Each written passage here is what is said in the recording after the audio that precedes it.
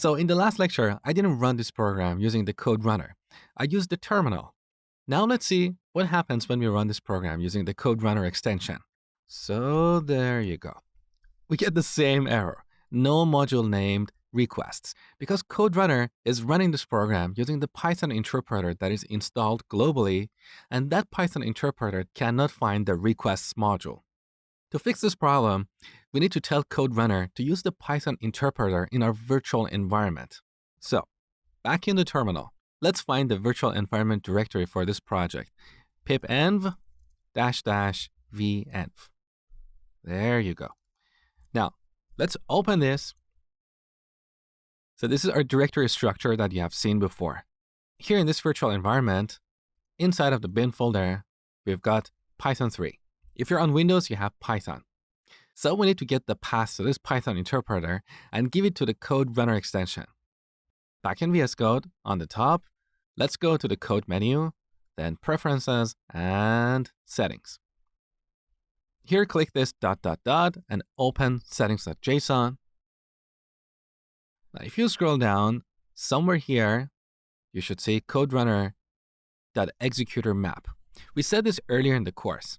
In case you missed that step, simply add a new key value pair here. The key is code-runner.executor map. When you press enter, it automatically generates all these settings.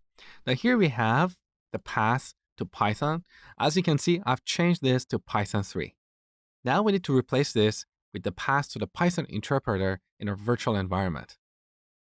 So this is the path to our virtual environment. Let's copy this, then back to user settings, and replace this with this path /bin/. So we're referencing the Python interpreter in our virtual environment. Now save the changes, back to app.py. Let's run this program using the code runner extension. There you go. So we fixed the issue with code runner, but we have a red underline here, unable to import requests. So VS Code cannot find our requests module. To fix this problem, we need to tell VS Code which Python interpreter to use. Now, if you look at the status bar here, you can see Python 3.7. Click this. In this list, you should see various Python interpreters. Now look at the last one here. This is the path to the Python interpreter in our virtual environment.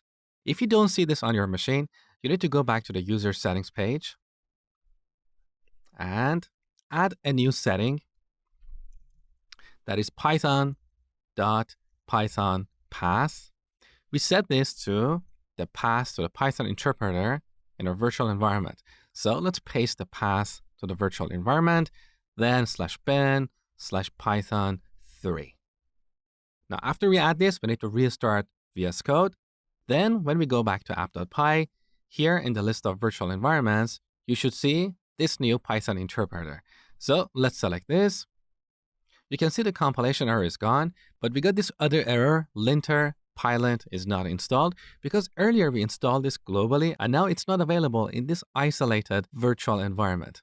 So we need to go ahead and install it here. All right, the error is gone.